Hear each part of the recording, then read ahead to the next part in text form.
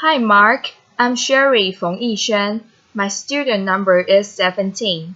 I'm a freshman, and now I'm going to read the speech given by Cassie Hull, and the title of the speech is Stories from a Home for Terminally Ill Children.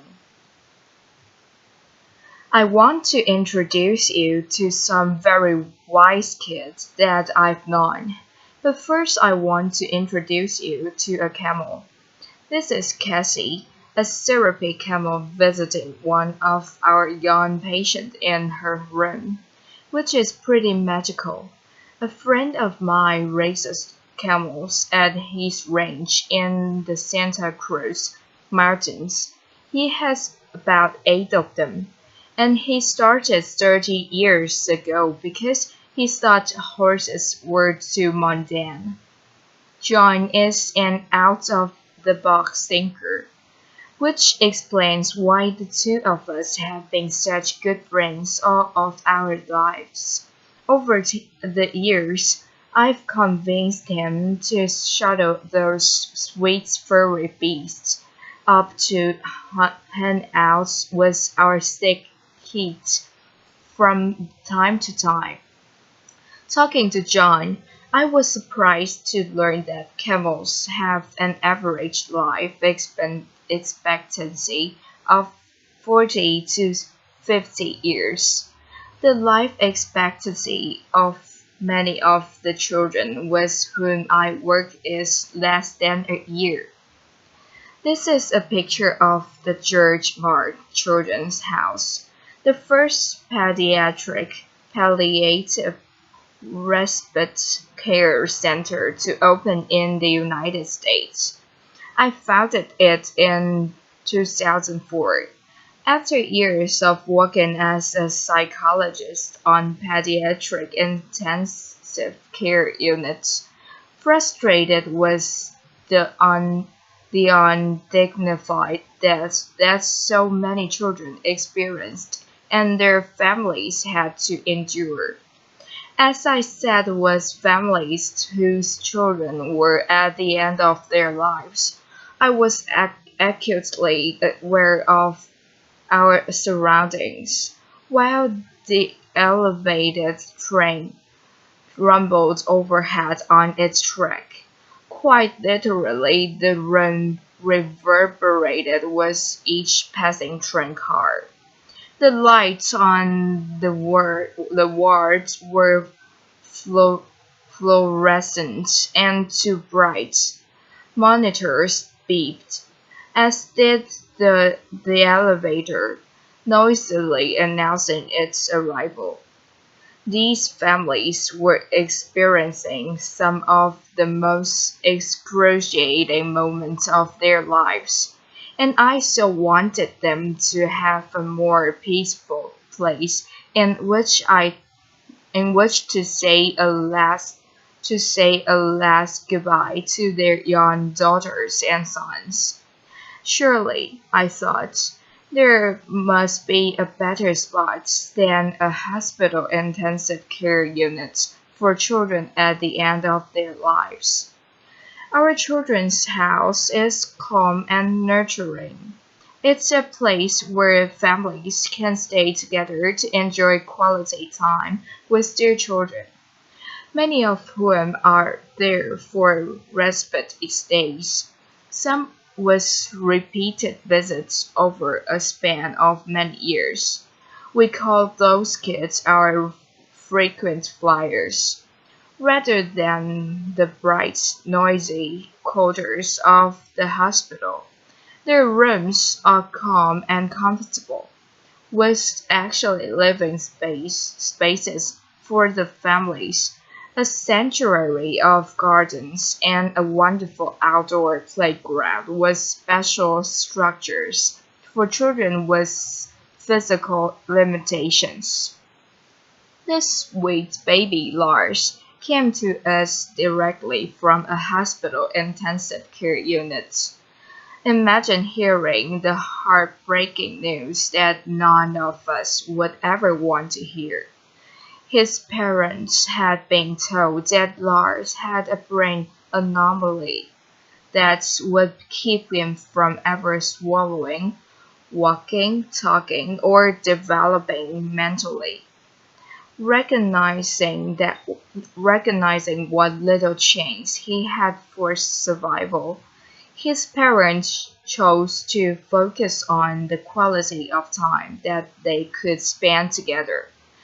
They moved into one of our family apartments and treasured each day that they had, which were far too few. Lars' life was brief, to be sure, mere weeks, but it was calm and comfortable. He went on hikes with his parents. The time that he spent in the pool was our aquatic thera- thera- therapist lessons the seizure he was experiencing and helped him to sleep at night. His family had a peaceful place in which to both celebrate his life and mourn his death. It was been 5 years. It has been 5 years since Lars was with us, and in that time, his family has welcomed a daughter and another son. They are such a powerful testament to the positive outcome that specialized children's hospice care can create. Their babies' physical discomfort was well managed, giving all of them the gift of time to be together in a beautiful place. I'm going to talk to you now about the elephant rather than the camel in the room. Very few people want to talk about this, and even fewer about children's deaths. Loss of a child, especially for those of us who have our own children, is frightening, more than frightening, paralyzing, debilitating, debilitating, debilitating, impossible.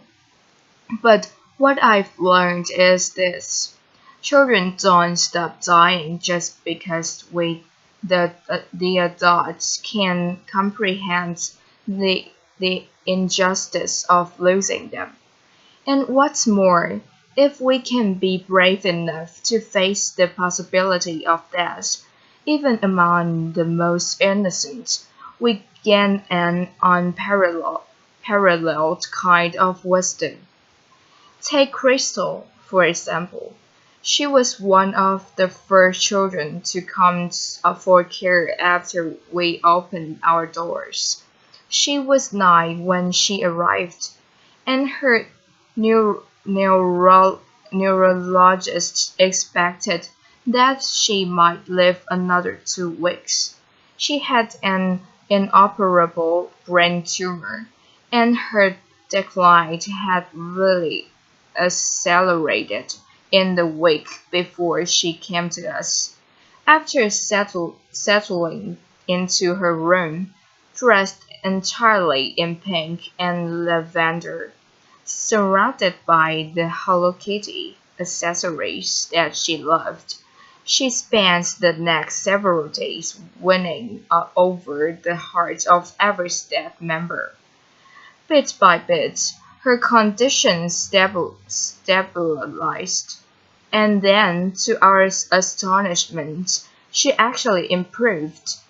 There were a variety of factors that contributed to Crystal's improvements, which we later came to call the George Mark bump, a lovely, not uncommon phenomenon where children outlive the pro- prognosis of their illnesses if they are outside of the hospital. The calmer at- atmosphere of her surroundings, tasty meals that were fixed often to accommodate her request, the resident pets, the syrupy dog and rabbit spent lots of cozy time with Crystal. After she had been with us for about a week, she called her grandmother, and she said, "Yi, I'm staying in a great big house, and there's a room for you to come to. And guess what? You don't have to bring any quarters, because the washer and dryer are free." Laughter. Crystal's grandmother soon arrived from out of town, and they spent the remaining 4 months of Crystal's life enjoying very special days together. Some days were special because Crystal was outside in her wheelchair sitting by the fountain. For a little girl who had spent most of the year earlier in a hospital bed, being outside counting hummingbirds made for an amazing time with her grandma and lots of laughter. Other days were special because of the activity that our child life specialist created for her. Crystals drawn beads and made jewelry for everybody in the house. She painted a pumpkin to help decorate for Halloween. She spent many excited days planning her 10th birthday, which of course none of us thought she would ever say. All of us wore pink bows for the occasion, and Crystal, as you can see, Queen for a day, wore a sparkly tiara. One hot morning, I arrived at work, and Crystal and her partner in crime, Charlie, greeted me with some help. They had set up a lemonade and cookie stand outside the front door, a very strategic location. I asked Crystal the price of the cookie that I had selected, and she said $3. Laughter. I said that seemed a bit high for one cookie. Laughter. It was small. I know, she acknowledged with a grin, but I'm worth it.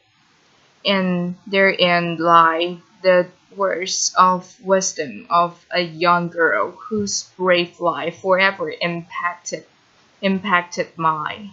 Crystal was worth it, and shouldn't every child whose life is shortened by a horrific illness be worth it? Together, all of us today can offer that same specialized care that Crystal received by recognizing that children's respite and hospice care is a critical component missing from our healthcare landscape. It's also interesting to note that we are able to provide this care at about one-third of the cost of a hospital intensive care unit, and our families don't see a bill. We are ever we are ever grateful to the supporters who believe in this important work that we're doing. The truth is that my colleagues and I, and the parents and other family members who get to experience this special wisdom, are in a unique position. There are only two freestanding pediatric hospices in the United States, although I'm happy to report that, based on our model, there are 18 others under various stages of development. Applause. Still, most of the children who die in the United States every year die in hospital rooms, surrounded by beeping machines and anxious, exhausted adults who have no other option but to say goodbye under those harsh institutional lights and among virtual strangers. For comparison's sake, the United Kingdom, which is a country with about one-fifth the population of the United States and about half the size of the state of California, has 54 hospice and respite centers. Why is that? I've asked myself that question obviously many times. My best guess is that Americans, with our positive can do attitude, hold the expectation that our medical care system will fix it, even though it may be a childhood illness for which there is no cure. We go to extraordinary measures to keep children alive, when in fact the greatest kindness that we might give them would be a peaceful, pain-free end of life. The, the transition from cure to care remains a challenging one for many hospital physicians whose training has really been about saving lives, not about gently guiding the patient to the end of life. The death of a sweet baby for whom we cared at the end of her life certainly captured this dichotomy when he reflected that there are a lot of people to help. You bring an infant, you bring an infant into the world, but very few to help you usher a baby out. So, what is the magic ingredients at George Mark? The complex medical diagnoses that bring our young patients to us mean that their lives have often been restricted, some to a hospital bed for long periods of time, others to wheelchairs, still others to intensive courses of chemotherapy or rehab. We make a practice of ignoring those limitations. Our default answer is yes, and our default question is why not? That's why we took a young boy who wasn't going to live for another baseball season to Game 5 of the World Series. That's why we have a talent show put on by the staff and kids for family and friends who wouldn't be enchanted by a young boy playing a piano piece with his feet because his arms are atrophied. That's why we have a prom every year. It's pretty magical. We started the prom after hearing a dad lament that he would never pin a boutonniere on his son's tuxedo lapel. The weeks before the dance, the house is in a flurry, and I don't know who's more excited, the staff or the kids. Laughter. The night of the event involved rides in vintage cars, a walk on a red carpet into the great room, a terrific DJ, and a photographer at the ready to capture pictures of these attendees and their families. At the end of the evening this year, one of our young, delightful teenage girls, Kat- Kate Kathleen, said to her mom, "That was the best night of my whole life." And that's just the point. To capture the best days and nights, to abolish limitations, to have your default answered. be yes, and your default question be why not. Ultimately, life is too short. Whether we live to be 85 years or just 8, trust me, better yet, trust them. It's not by pretending that death doesn't exist that we keep the people, especially the little people that we love, safe. In the end, we can't control how long any of us lives. What we can control is how we spend our days, the spaces we created, the meaning and joy that we make. We cannot change the outcome, but we can change the journey. Isn't it time to recognize that children deserve nothing less than our most uncompromising bravery and our wildest imagination? Thank you. Applause.